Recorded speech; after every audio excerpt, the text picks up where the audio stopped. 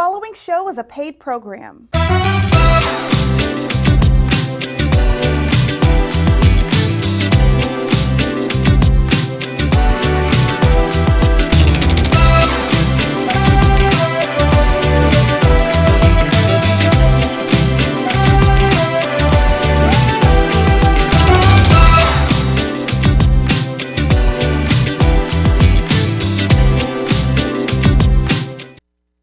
Family, how you doing? We are back from the Christmas holidays, and this week is New Year's. We are going to be, by the end of the week, going into 2021. On today, I have two exceptional guests, starting off with Cadori, who is an author of Ladies, Love Yourselves First. That's happiness. A little bit later, we will talk to J6 Mcdonald, film producer and writer of several movies. So stay with us with him. Miss Cadori is in the building with us. Hey, lady, how you doing? Hi. I'm happy to be here. Well, let's say this. Cadori is a great friend of mine, man. We've met out. We've seen each other along the way. She was telling me about her book, that she's an author getting ready to release it. We talked about it. And this is it. It's out. She is author of Ladies, Love Yourselves First. That's happiness. Why decide to write this book? Oh, my gosh. This is a long journey. Yeah. It's a lot of my life, ups and downs that I want to put in here. And what I found that being a woman, being a registered nurse, and just being in two different marriages, that a lot of women go through some of the same trials and tribulations, and that we're always pouring into other people and giving to other people, and then we come up short. Yeah. So I wanted to write something to empower women that it's okay to love yourself first and pour into yourself first. Fill your cup up before you start giving to other people, to change the mindset. That's great. Let's do this real quick. Before we get started, let's see a videotape of Miss Cadori.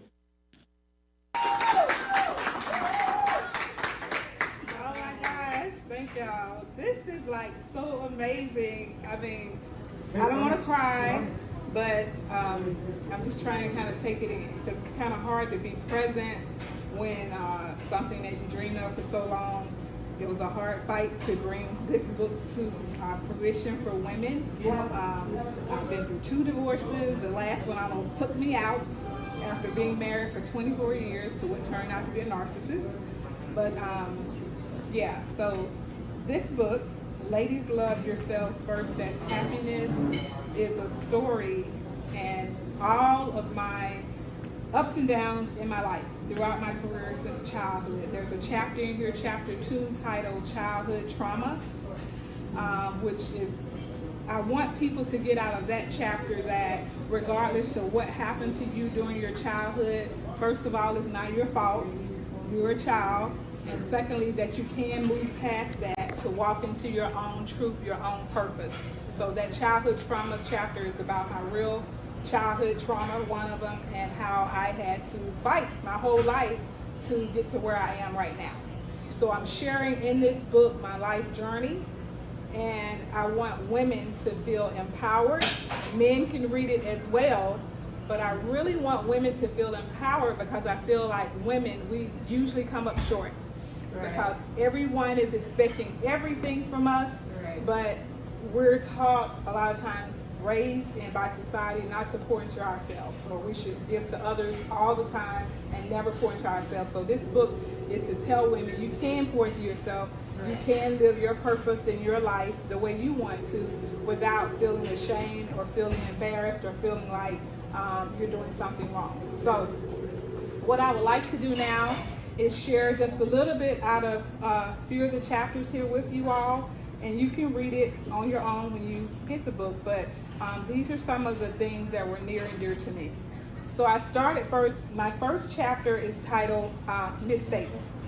I like to start with mistakes because everyone has made mistakes, whether you believe it or not. And I feel like this chapter titled Mistakes, it allows you to say, I'm not perfect, I'm human. And because I make mistakes, I can learn from them and I can move forward. So some of the mistakes that I made was when I was younger, I was incarcerated. I had a bail, but my family were at odds with my husband at the time, so I got to sit in jail for several months instead of being bailed out, because they were feuding with each other back and forth. And what I was locked up for was writing bad checks. It was something very minor, but because of the county that I got locked up in, they made my bail super high. It wasn't a lot. It was $3,000 or $4,000, and I have a huge family. But people didn't come together and get me out. Meanwhile, I got little children there that didn't get to see their mom. So what I decided while I was locked up is that when I get out of here, I'm going to live my dreams, and I'm going to go back to school to become a nurse. That's something I always wanted to do. And my first marriage, which was very abusive, my husband didn't want me to go. So he made it impossible for me to study, so I had to drop out. So once I became incarcerated, I wrote out my plan, and I followed it to the letter to graduate from nursing school. Once I graduated,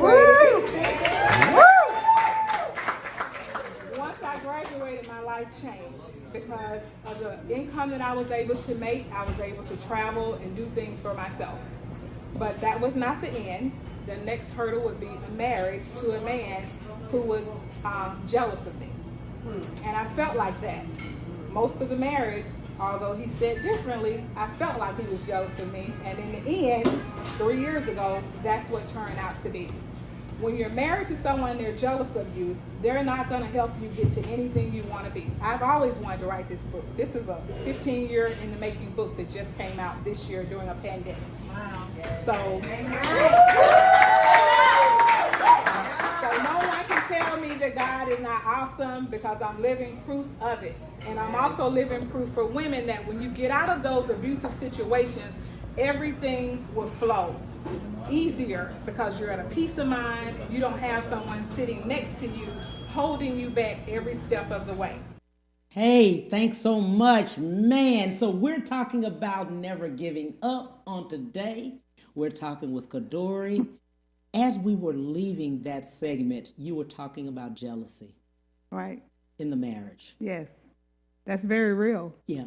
I know a lot of people that have gone through that, but me personally, most of my marriage, I wanted to do different things, entrepreneurial type of things, and he would make it hard for me to do it, like things like not paying his half. I was going to do something, so I would have to take my income and put it toward the bills. Right. Because I'm not going to put my family last. Yes. So it blocked off a lot of things. And then mentally, it kind of debilitates you from that creative flow that you have as an entrepreneur, as a free spirit. You just kind of shut down because you don't have that support. I mean, you're in the house with the person, so they're very critical to your success in a lot of things. Absolutely. Yeah. I loved what you said about that, because many people are being freed by that, just that bit right there, because it's so real. But at the time, you're not saying or thinking that, because this is your best friend. This is the person you're married to. This is who you're spending the rest of your life with.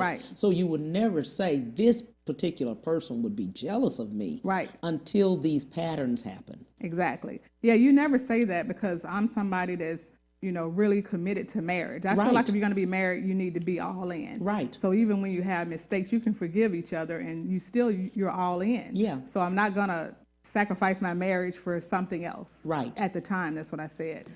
So, I saw the patterns, but it wasn't an option for me to give up or get out of the marriage at that time. So, yeah, I just stayed and put other dreams aside.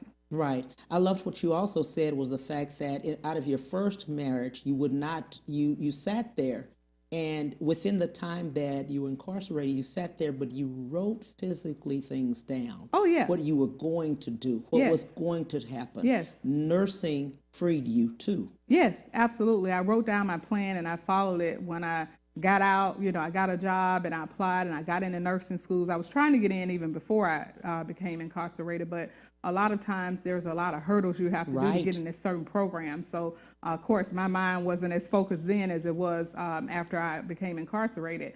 And I believe it happened for a reason, because I never had any time. It's just I had a high bail and people wouldn't collectively come together and get me out. So I know it was for a reason. And maybe that reason was for me to be strong enough and know that, hey, if you can sit here for 5 or 6 months with a bail.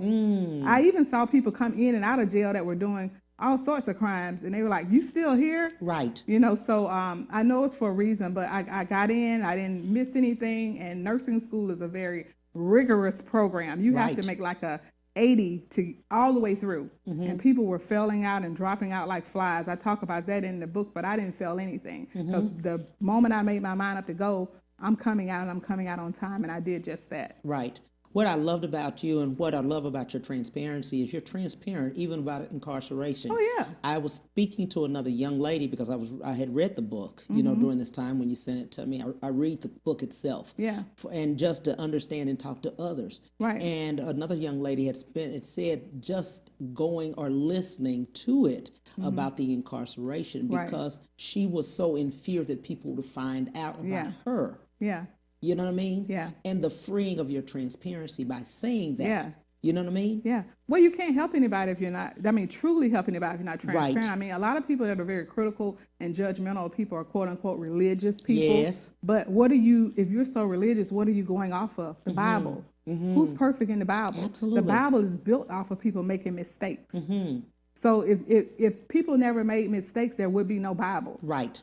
Right. Okay. So all these perfect people out here who are hiding behind the thing of Christianity, they've made mistakes too. It's just some people haven't got caught and been locked up, but they're doing all sorts of things. So I have a chapter in my book called "There Are No Perfect People," Right. and it's talking about a pastor that I knew and all the mistakes and stuff that he did, and he's standing in a pulpit every Sunday Right. preaching to thousands of people, and he's doing all sorts of things Right. to tear up people's lives and homes behind the scene. Wow. Yeah. I love the fact that you do more of women empowerment. You empower women. Why so? Because I just feel like, being a woman and, being a nurse, as being a nurse, people don't understand when people come to hospitals or whatever, they tell you about their personal lives all the time. They may be in here for this or that, but, maybe because of my personality, they'll just open up and start telling me about all sorts of stuff. And women, what I find, it doesn't matter the income level, the race, the culture, it's a lot of the same stories, the same patterns where we don't live our dreams, where we put everybody ahead of us, our husbands, our significant others, our children. And then when most women turn maybe 35 or 40 and their kids get ready to go off to college, that's when they realize then, I have lost myself. Right. I don't even know who I am. What's my Absolutely. purpose? What am I supposed to be doing? So my goal is to turn that mindset around even younger. Girls in high school and middle school, start pouring into yourself before you start pouring into all these other people in these relationships to figure out who you are. Because there's only one you on the planet, and you have an individual purpose that's all for you. And that's what God gave you, and you should be living that. You should not be not living your purpose because you have a family or a significant other. You should still be able to live your purpose. I also got out of the book, what I loved about it was that you really pushed the fact you're already enough. Oh, yeah, yeah. A lot of women body shame themselves, of course. Yeah. A lot of the media body shames women. And I saw in your book, you're enough. Oh, yeah. I You're talk already about enough. that. Oh, yeah, yeah. There's only one you on the planet. Yeah. And once people get that, and they understand that there's only one me, then therefore you don't need to copy anybody. Right. You don't need to try to be like anybody. So what? If there's 1,000 people doing what you're doing, you're going to do it differently, and you're going to attract a different audience. I give the example that I made up years ago about a shoe store. Right. It just came to me. God gave it to me. I'm like, when you walk into a shoe store, you see hundreds of pairs of shoes. Right. And they're all successful shoemakers. Why? Because each pair reaches its particular audience that likes that, its particular customer. So it doesn't matter how many people wrote a book. My book is going to do something different than the next person who wrote their book, and their book is going to do something different. So I say that to say that you're unique. You're one of a kind, and you should be living to your full capability each and every day. And if nothing else the pandemic should have taught us is that life is very short, it's very precious, and you need to be figuring out what is my purpose and what am I supposed to be doing, and get busy doing it and let no one stop you. Right, absolutely. I love the fact also what I got, just knowing you personally, collaboration and unity. You love to collaborate with other women. You love to pull your resources and with other women. You're doing that right now. Shout out to Yumika. Yes. And the two of you all are combining your nonprofits. Yeah, type thing. we've combined. We partnered, me and Yumika. She's the CEO and founder of Reviving, Restoring Pearls. And I heard about her through Amber Neal Day. We were both there being honored by her. And I was just struck by her story because at one point in my life, I was homeless before I became a nurse. So I had to live in a shelter for 1 month. with my children when they were really small, like 3, 4 years old. And I saw what she was doing. She was helping women and children leave abusive situations, escape in the middle of the night sometimes with nothing but the clothes on their back.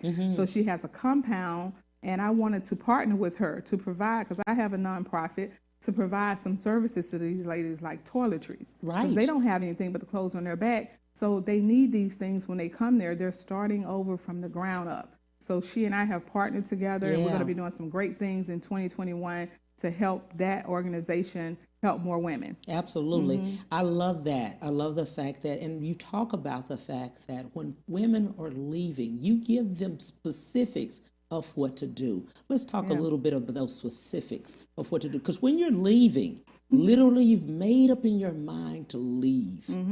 Going back to that day, just leaving, that is the most dangerous time. It's very dangerous. What you definitely want to do is be as private as you can about it to people that you can't fully trust. And that would include some family members, because some women have lost their lives trying to leave an abusive situation because they've told a family member, and then this person comes over, oh, I just want to see my children, I'm sorry, and they disclose where you are, and they go there and kill you or kill your children. So you definitely have to reach out to the organizations like Filmmaker, and other organizations where women their whereabouts are kept secret. You have to do that. So that means that you may not be able to tell anyone in your family at those critical times. Maybe later on down the line, a month or something later, you may be able to somehow get a message to them some way. But right now you're worrying about your life and your children's life, and you need to get out of that situation alive and healthy and not think emotionally. Because we're emotional creatures anyway, women, and we want to, oh, maybe if I just tell my friend over here or whatever, well, that friend may be able to be, feel sorry for somebody and tell them where you are. They're not meaning for you to get hurt, but several people have lost their lives like that. They have. And I understand statistically it takes a woman 7 times to really leave. She's gone back at least 6 to 7 times, gone back. It takes that time. Because it's mental. It's mental, and it's like love bombing. Like as soon as they beat you up or do something to you or abandon you, they're going to come back and try to fix that and look a certain way and make you believe this, and you buy into it again, especially if you're married or been with somebody a long time, because you really want it to work. Most women that I know want their relationships to work. And they'll try, but unfortunately some people have lost their lives believing in another lie, because this person's not going to change, especially if they haven't went and got any real therapy or anything that you can see concrete other than their words. Because words mean nothing. It's the actions that count.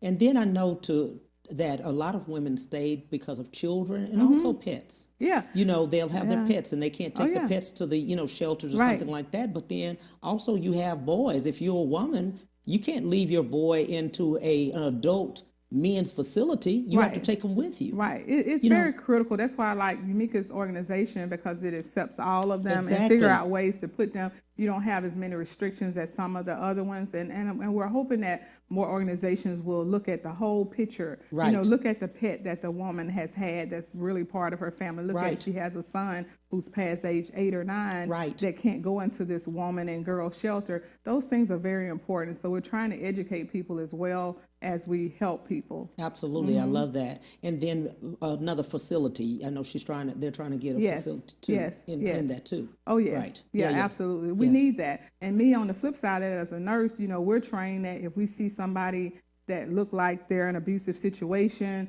we're trained to, try to help that person, get that person alone, because most times the abuser is right there in the hospital with the person, guarding everything that they say to you. So even if you see bruises from head to toe, they're going to say they fell down the stairs or whatever the case may be. But we're trained to try to get them somehow by themselves, to ask them if they need help. And a lot of times we can get their abuser to leave or even be arrested if we can get the woman alone. But it's hard to get them alone sometimes. Wow. So you see this on the front line, registered nurse. Everything I talk about in my book mostly is stuff I've learned through my career, 25 years in nursing, as well as my personal journey. And now that COVID has come about, oh my God, it's worse. It's worse. It's worse. I just saw an interview last week on Isaiah Carey, where they were interviewing the Women's Center CEO or one of the managers, and she said that with COVID, they've had more murders of women because now you're stuck in the house with this person who's already abusive. You can't go to work. They're not at work. And now the abuse and the numbers have gone up. Unfortunately, it's sad. It is sad. It's sad.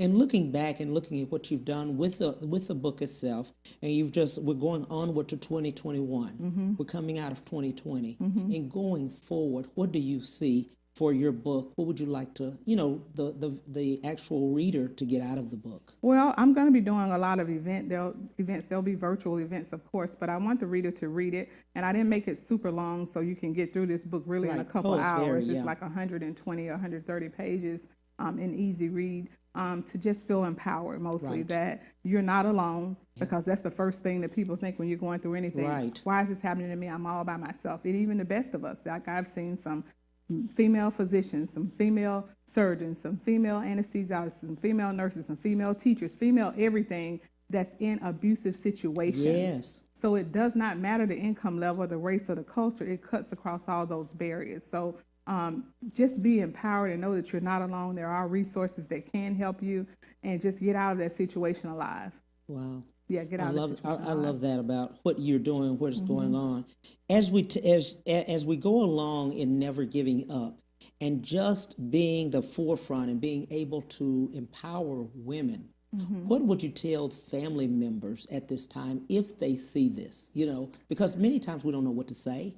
We don't know or we will say something, we do. Yeah. We will say something, but the person still goes back. Family members need to just always be very supportive, because you have to understand the statistics and the psychological effect of it. Yeah, it sounds easy just to leave, but like I said, you have what you call a master manipulator on the other end. They literally know this person. They know if this person looks a certain way, they may be up to planning or leaving. Right. They have full control most times of the finances. The woman doesn't have a separate bank account or a sock or anything with money put away. Women need to always have your own money. And I'm not trying to be ugly, but religion has nothing to do with it. Yeah. Just being smart about it as a woman, you need to have something to call your own, because that's how people are getting trapped. They don't have the funds to even buy a bus ticket to get out of town. Right. And why would you, as a human being, feel like you need to give all that control to another human being just because you're married? Who said that? Right. And if they said it, they were lying. And I'm glad you said that. You just made mention of one thing.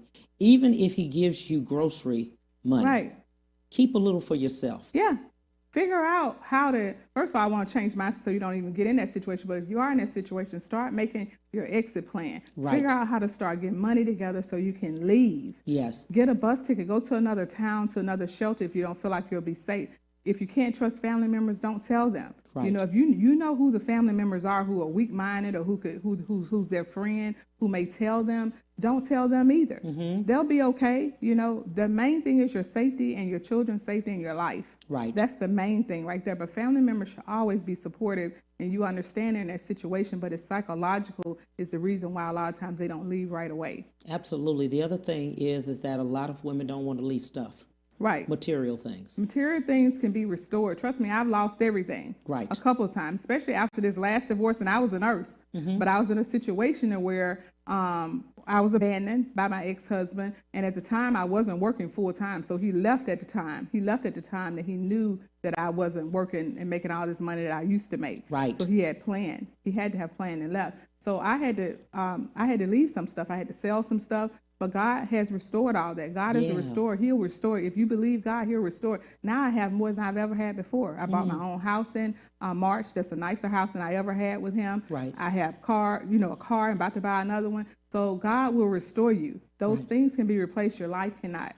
Absolutely. Look into the camera and talk to the viewers, and let's leave something with the viewers. What would you like to leave with each one of the viewers? Because someone is looking. Yes, because some women are looking out there that are in the situation right this moment, as well as family members. I would like to tell you that you're looking at a person who has survived 2 abusive marriages. And if I can do it, you can do it too. You need to know that God is great, and it doesn't matter what situation you're in. You can always turn the corner around. You should never give up on yourself. You should not be so beholden to any human being or marriage vows that you stay in a bad situation that causes you harm and your children harm. So get out of those situations alive and as fast and as safely as you can. God is great, and He has great things in store for you on the other side. That sounds good. Also, tell them how to get your book, and you have a podcast. You're on the radio. Yes. This book, Ladies Love Yourselves First as Happiness, is on Amazon.com. You can go in there and get it. It's also, it's going to be on all the other things like platforms, iTunes, all that stuff, Apple Books, Also, you could tune in on Wednesdays. I'm on the Amber Neal Show, 95.3 Jams. We do Working Women Wednesdays, where we empower women to do better in every area of your life. Sounds good. I thank you so much. Thank you. Thank you for Thank the you. opportunity, That went so Cadori. fast. I know. We will be right back with J6 McDonald. Stay tuned. All right. We'll be right back to the Cam Hill Show after these messages.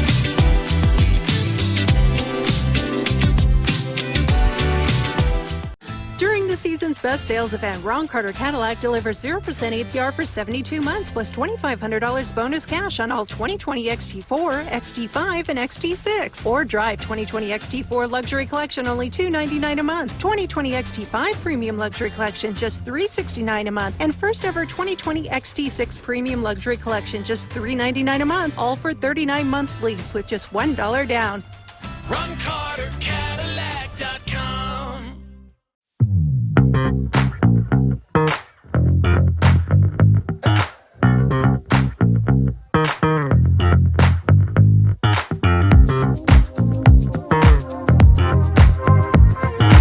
I'm attorney Willie Powles. Allow me to express myself with you. If you've been hurt or injured in a car or truck accident, give me a call and we'll get it fixed today.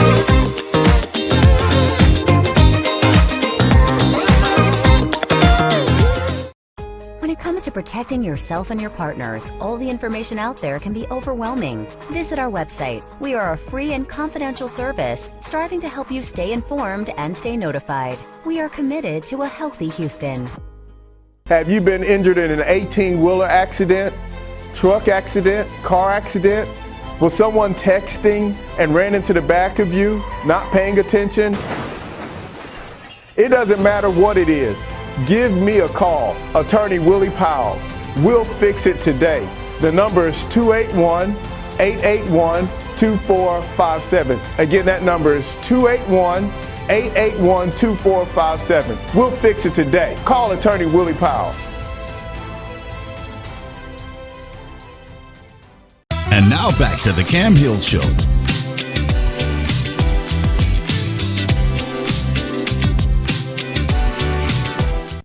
Hey guys, we are back. We just left Cadori, and who she is? She's the author of The Ladies Love Yourselves First. That's happiness. Now we're talking to Mr. J6 McDonald, film producer and writer. He has several movies we're going to talk about. Hey buddy, how you doing? I'm doing pretty good, Cam. How's it going?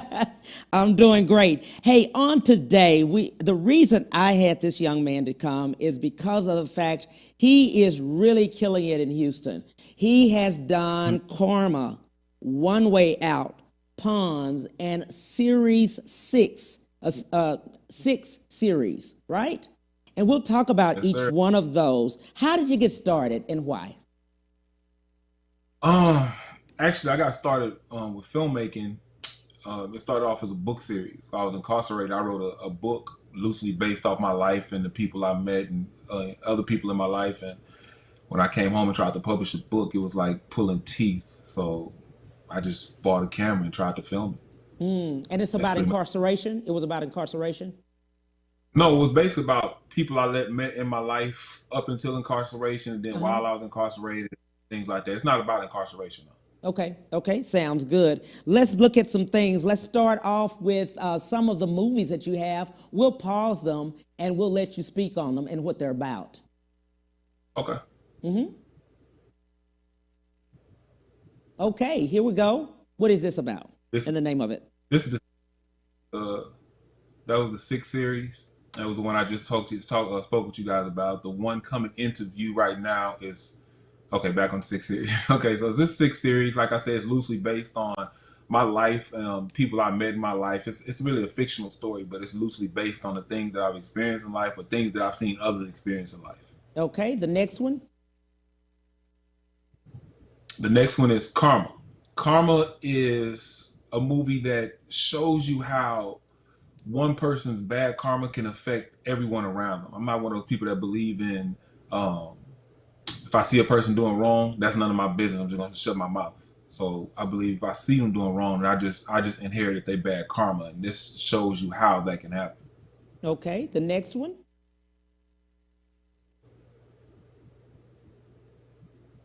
One Way Out. One Way Out is our first action movie. It details relationships between a uncle and a nephew, ex-military, and it also highlights things that a lot of teachers go through when they're and school systems go through, like as far as them being alone in the summertime. A lot of people don't know that administration still be in the school unattended, no security, and everything like that, and that touches on a lot of that. Okay, and the next one. Next one is Pawns. Pawns is my baby. Pawns is about people in relationships and how they use kids as pawns. So Okay. how whenever they're breaking up, the kids always get torn in the middle, get caught in the middle of a breakup, and it shouldn't be that way. Okay. All righty. As we were looking, as you've done your films and things like that, what have you learned along the way? Whew, I bumped my head a lot. So I learned a lot. I learned that you can't do everything by yourself. You need a team of people to do it with you. You might think that you can, but you really can't. And I learned that it's an expensive thing to do, especially if you don't have funding and things like that. But overall, I learned that there's a lot of people in Houston and a lot of talent in Houston that just want to be seen. You know? The reason I say that is that, and we talked about this, and we talked about Houston itself. And I was asking you, what do you think Houston needs to become a viable media and entertainment film industry city? What do you think we really need? Because you've been out here and you've done a lot of them. Honestly, I think we need the city. The city would have to get involved with it more before we become viable. Because right now, a lot of producers like myself, everything comes out of pocket. And we don't have the to be able to produce movies that are mass production. There's plenty of talent out here. There's plenty of great writers, great actors, but we don't have funding from our city at all. There's no budget for us to go. There's no grants for us to, well, they say there's grants, but I've applied for all of them. I never got one. But there's no funding out there for us to reach out to. So everything comes out of pocket, So if the city stepped in and helped us put it more on the map, then it would definitely be there. Because the location and you see everything else being there, it's just the funding. It's just the funding. Locations are. I've never actually had problems with locations with business owners or anything like that, because it seems like these business owners really be willing to step up and let you come and film in their establishments just to get the notoriety for their businesses. So I've never had a problem filming anywhere. And unlike LA, we don't have a lot of the limitations where you have to have permits to film here and film there. We don't have those restrictions. I love that. In looking at the movie business, there is a business side of the movie. And you've seen that business side, and you just spoke of it being the funding majorly. And then, of course, just having representation, with legal and all of that. But I love the fact that you spoke about the funding in itself. And many people, you funded a lot of your own. I funded all of my own projects. I have family members that invest into it with me, but for the most part, I funded all of my own projects, which kind of hinders us a lot from doing a lot, because we can't afford to pay for locations and things like that, and also afford to pay the actors what they're worth. Right. So a lot of times you'll see these big companies come from out of town, and they'll come into Houston and they'll film their projects, and they can afford to pay our actors, but we can't. So we'll lose out a lot of times. And a lot of actors don't understand the business aspect of it. The first thing they ask you when you're getting ready to do a project is, how much are you paying me? And that's probably the wrong thing to ask. I understand why they ask you. It's probably the wrong thing to ask when you first get ready to do a project, but I understand it's not a get rich quick scheme. It's a long process to filming a movie and to being a producer and writer. People have to believe in what you're doing if they're going to come devote their time for little to no pay at all. I love that.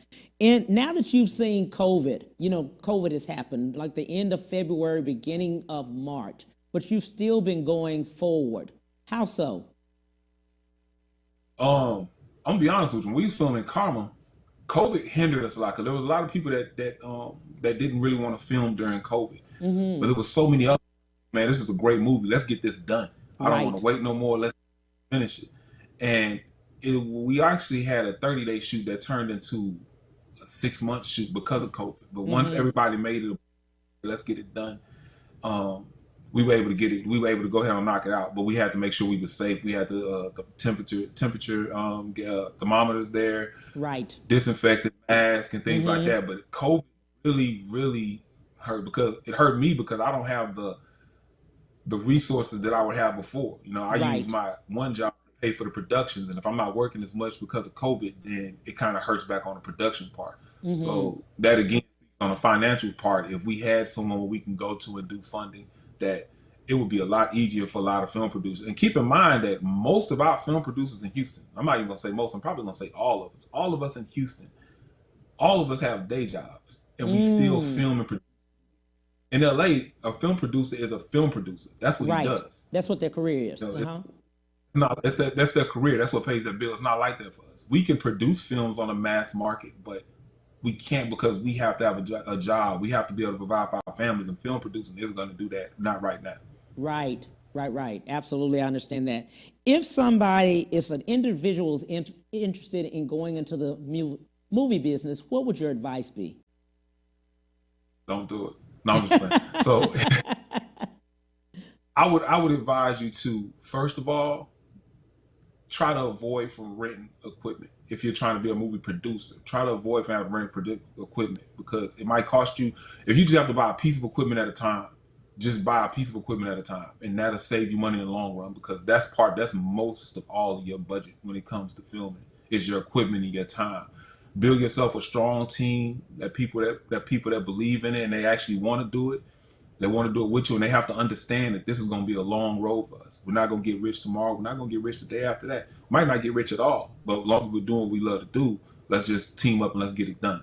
And I was able to find that. So my advice for them was just like, don't give up. This is something that you really want to do. Keep trying. Put your head down. Keep going, and it's going to be a road, but you'll see the progress. Nothing beats that feeling when you're sitting in the theater and people are watching your movie and they're reacting to the things that you wrote, the things that you brought to life. And always remember, if you're a film producer, remember, it's not always about you. Make sure you make your actors and your cast members and your team, make sure you feel like they're just as important as you are. Right.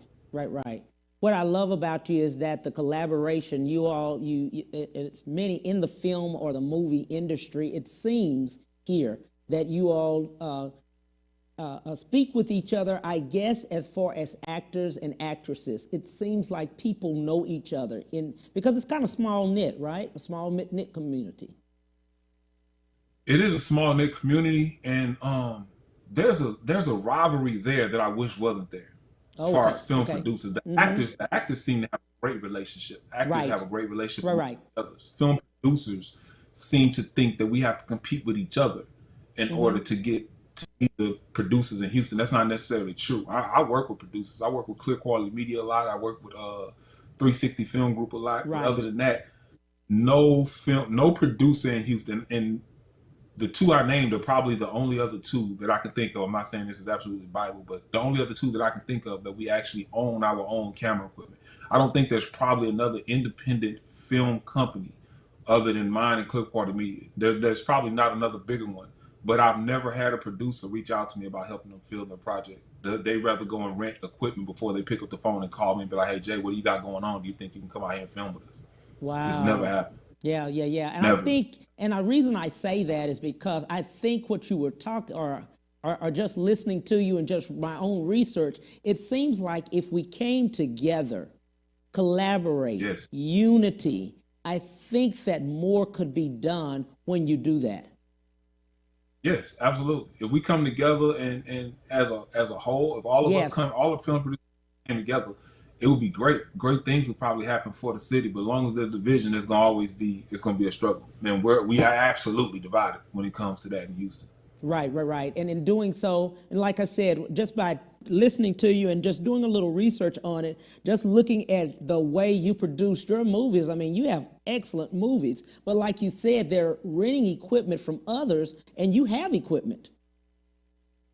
Absolutely. There's nothing that you can go and rent from anywhere to film your movies that myself or Clear Quality Media don't have. Now, personally, I've never been work for hire. I've never actually worked for hire because I have so many projects that I film upon myself. Right. But you have enough equipment that I could actually send the crew out to go film your project with you, to go film it with you. But they much prefer on rent, and that's their preference. That's fine. That's fine. But I even with that, I would still like to go to their premieres and see how the movie goes. I never actually get invites and stuff like that, and I don't know why. I'll continue to reach out to them, and hopefully we can all come together one day and just get it.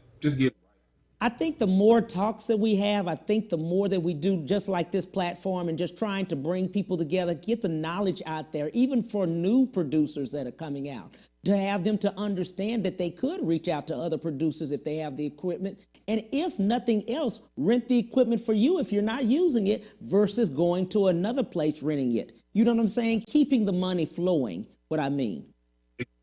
Exactly. And that's and I can honestly say, like, myself, and I can't really speak for 360 Film Group, but I know for myself and Clear Quality Media, it's not really all about money when it comes to us coming to film with you. Right. All we know, if you have the project and you have a timeline and we want to help you get it done, fine. Of course, you're going to have to compensate for the time to be there. Absolutely. But that's where the problem comes in, because somebody might want you to, they feel like if they pay you $1,500, you have to be there with them. They have time allocated for 2 years or 3 years, and that's not the case. Like, Absolutely. Absolutely. I'm not gonna. Absolutely. The acting community in Houston is amazing. You have some talented people. We definitely do. You have some talented producers out here. There's a couple of them out here that y'all don't really know about yet, but these guys are talented. I know a guy named Fred has a movie getting ready to come out these guys are talented out here. Right. And we all came together, we could definitely put this city on the map when it comes to production. Definitely. Right.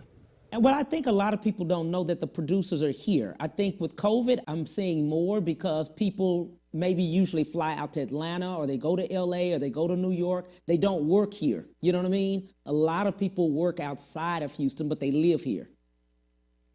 Yes, but that's another thing as far as like, when you have these big companies that fly in from LA and film in here. Me personally, I feel like you're flying in from LA and you're coming to Houston. If we have production companies here in Houston, I feel like you should hire one of our production companies. Right. Hire us to film the movie instead of keeping the money circulating in LA, because that's what they do. They bring a staff of people from LA to film in Houston. Wow. To keep that money circulating in LA. While that's not helping us. Absolutely. It's not helping out. And absolutely. They hire the actors that we have down here to be in their films, and we can't stop them because we can't stop them from going to make that money. Because we can't pay them like LA can pay them. Wow. So we have to, tip our hat to them and be like, congratulate them in the sense that, hey, you got picked up in a big film, man. I'm happy for you. And I am happy. But if you're going to come from LA, I do feel like you should have to go through a company in Houston to film. But I know that's not going to happen. I just feel like it should. Right. But that's a good idea. I mean, you just threw something out there that really can change the thought process of us in saying that, okay, instead of them flying people here, you already have people here, okay, that are already on the ground, that already know the city, they know what to do, they can, do the same thing. You just tell them what you want. It would probably be easier, especially now. Absolutely. I feel like that would bring more money into the city, and like we said, it'll help. I don't know if I can't speak for everybody, but I know how hard it is to work a 8 to 10 hour shift job to come home to edit 8 hours to write for another, versus someone that does this all day. They have time to make their craft. So that's a rough road. That's a rough road. And also just to get the creativity back, just get to the inspiration back, because you've worked all day. Absolutely. So you come home, you're really tired. You got to divide that time between family and everything else, and then be able to focus and write. Like I'm writing 3 scripts right now, and I still have to balance my family life at the same time and work. Absolutely. So absolutely. It's a tough, But I have mentors that I call. I can call, pick up the phone. Like one person I can say for sure, I know for a fact if I call him, he's always gonna pick up the phone and answer. It's Chris Spencer. He'll pick up the phone, and he's already in LA. He's already done it, and he's the one that keeps telling me just don't give up. Because there be times I'll be like, man, I ain't doing this no more. Right. Hey, I'm going. Yeah. Be like, man, don't give up. And he's a great actor, a very great actor. That's just someone you pick up the phone. Yeah, I pick up the phone and I call him. He's watched every movie I've done, and he's told me like, hey, first of all, he told me never sell my movie. He's like, don't sell them. Like, don't do it. Keep your movies, make them come to you. Just keep pushing, keep pushing. Give your people out there a vision. Give them people out there an opportunity to be seen, and just keep doing what you're doing. Every time I call, he says hello, and that's a great gift to have. Most people don't have that. Absolutely, absolutely, absolutely. I'm so glad about it. As you're looking back, you have upcoming projects. Let's talk about some of those. Oh man, we have a couple of upcoming projects. The one that really speak the most is one called Broken. I'm doing a movie called Broken, which is a script. It's about a lot of people like to speak on how men break women or how men tear women down, but no one ever speaks about the flip side of how a woman can, if a man is completely devoted to a woman and she decides that that's not what she wants, or she cheats on him, or she does whatever it is, how broken that man can be and how strong of another woman it takes to love a broken man. Like, that is a hard thing for a woman to be able to do. So we have a movie called Broken coming up, and that's going to star Corrigan Coleman and Marvin Young, which are two great actors in Houston. These guys are phenomenal. We have another movie called Tomorrow Never Came. That's a woman, that's a chick flick. It shows women how to be successful without giving up everything. Like, most successful women feel like they have to have no family, no love life, no friends, and it's work. So this movie teaches them a balance, shows them how to balance it out. We have like 3-4 more of them one called Interstate, She's Not Perfect, and Blind Eyes. Blind Eyes is a movie that speaks on how society turns a blind eye to everything that's going on, the racism, how the hate crimes go on out here. So yeah, we have those all coming up. But again, I have a pretty solid team, so we kind of work it out together. Man, I'm telling you, Mr. J. Mcdonald, you killing the game out here, my friend. You are really, really doing it. It's not just me, though. It's not just me. Honestly, it's not me, because I have a team that will put me in check. Like, I have a group of people, Tony, Marcia, Jason, Carlos. These guys will put me in check if it's not right. And then working with actors like the ones you know from Karma, Paul and Rosalind. Yes. If I was, they would like literally just tell me. Like, Rosalind was the first time actor, and you would swear she was a veteran. She was telling me I was doing something right. I'm like, huh? This your first time? How you know I'm not doing it right? She wait, this don't seem like it should be this way. And Paul's the same way. Paul Green will tell you to her, be like, yeah, I don't like that. Most people won't do that, and you need that. You have to be able to accept that from them, and I appreciate that from them. I appreciate them being able to have the honesty to be like, hey man, I don't like that shot, let's do it again. And that's what that means. A lot of people don't want to say that to you. Wow, I love it, because Paul Green, shout out to him. He was the one who first called me and said, you got to get this guy on your show immediately before the end of the year. And I so thank him for that. What would you like to leave with the viewers? Leave with the viewers? I appreciate having me on. You guys, make sure you stay tuned, see what we have coming up. The director of Karma just wrote her own project called, I don't want to mess up the name of her title, I think it's called Till Marriage Do Us Part. Her name is Marcia Smith. It's going to be a dope movie. Y'all keep an eye out for everything we got going on. And hey, I'm only a link away. Just click on that messenger. If it's time-wise consumed, I'll make it happen. Yeah. And shout out to him. I'm telling you, once you do, you go to Facebook and you click on the messenger, you type, he's typing right back. That's really real. When they don't message me back. So I try to literally get right back to you. You do. I'm just saying, even within the time frame, I'm just saying you are the one messaging back. They are talking to you. I will message right back. I will. So you guys want to need anything? You got any up and coming film producers out there that you guys just want that y'all want to see what it's like and work on your own project, you know, reach out. More than willing to help anybody out there. We're more than willing to work with anybody out there and get projects done just to do what's better for our city, man, and get the city on the map. Absolutely. I so appreciate you, my friend. Thank you for the opportunity. Happy New Year to you. I know I'll see so many things coming from you. I've seen them already. I've viewed them already. You are a true film producer. I appreciate everything you're doing for Houston. If nobody ever tells you again, you have put Houston on the map. Thank you so much. Appreciate that. I'm humbled. I appreciate you having me on. Thank you. All of us here from BF Productions Sounds good. Thank you so much. On tomorrow, we will have Frank Zakan. Yes, Jordan.